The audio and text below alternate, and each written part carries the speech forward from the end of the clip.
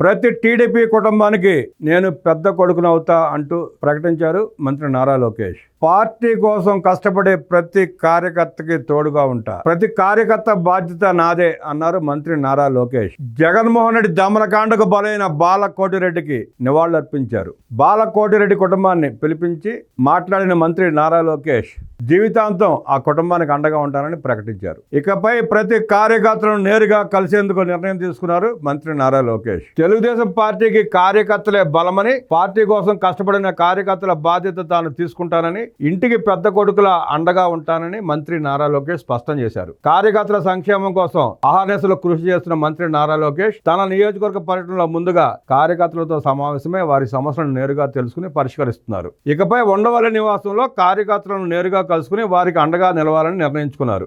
ఈ నేపథ్యంలో వైసీపీ గూండాల చేతులు హత్యకు గురైన పల్నాడు జిల్లా రొంపిచెర్ల మండల టీడీపీ అధ్యక్షుడు మాజీ ఎంపీపీ వెన్న బాలకోటిరెడ్డి కుటుంబ సభ్యులను పిలిపించుకుని యోగక్షేమాలు అడిగి తెలుసుకున్నారు. అలవాల గ్రామానికి చెందిన వెన్న బాలకోటిరెడ్డి 4 దశాబ్దాలుగా పార్టీ పటిష్టత, ప్రజా సంక్షేమం కోసం పనిచేశారు.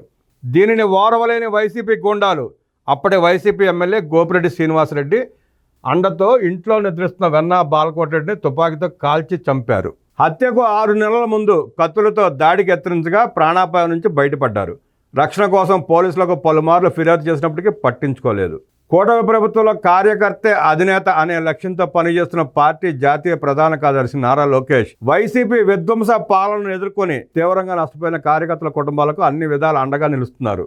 దివంగత వెన్న బాలకోటిరెడ్డి సతీమణి వెన్న నాగేంద్రమ్మ, బాలకోటిరెడ్డి సోదరుని కుమారులు వెన్న నరసింహారెడ్డి, వెన్న రామకృష్ణారెడ్డిలను కలుసుకున్న మంత్రి లోకేష్ వారి సమస్యలను అడిగి తెలుసుకున్నారు. హత్య పూర్వపరాలు, వెన్న నాగేంద్రమ్మ ఆరోగ్య పరిస్థితిపై వాకప్ చేశారు. హత్య కేసు నిందితులు స్వేచ్ఛగా సంచరిస్తున్నారని, కేసును పూర్తి స్థాయిలో విచారణ జరిపి నిందితులను కఠినంగా శిక్షించేలా చర్యలు తీసుకోవాలని ఈ సందర్భంగా బాలకోటిరెడ్డి కుటుంబ సభ్యులు మంత్రి నారా లోకేష్కు విజ్ఞప్తి చేశారు. ఆర్థికంగా చాలా నష్టపోయామని, ఉపాధి హామీ, గృహ నిర్మాణం బిల్లులు పెండింగ్లో ఉండటంతో పాటు తాము నివసిస్తున్న ఇల్లు తాకట్లో ఉందని మంత్రి దృష్టికి తీసుకొచ్చారు. మంత్రి నారా లోకేష్ స్పందిస్తూ వెన్న బాలకోటిరెడ్డి కుటుంబానికి జీవితాంతం అండగా ఉంటానని భరోసా ఇచ్చారు. పెండింగ్ బిల్లులను చెల్లించడంతో పాటు పార్టీ పరంగా ఇంటిని తాకట్టు నుంచి విడిపిస్తానని హామీ ఇచ్చారు.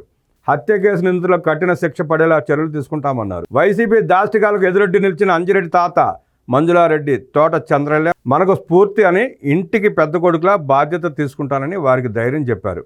తమకు మంత్రి లోకేష్ అండగా నిలబడటం పట్ల బాలకోటిరెడ్డి కుటుంబీకులు కృతజ్ఞతలు తెలిపారు. లోకేష్ గారు పిలిపించి ఆ కుటుంబాన్ని మాట్లాడే వరకు ఆ కుటుంబాన్ని పట్టించుకున్న పాపన పోలా నియోజకవర్గంలోని పెద్దలు, స్థానిక నాయకులు కూడా బాధ్యత తీసుకుని అలాంటి కుటుంబాన్ని పట్టించుకోవాల్సిన అవసరం ఎంతైనా ఉంది.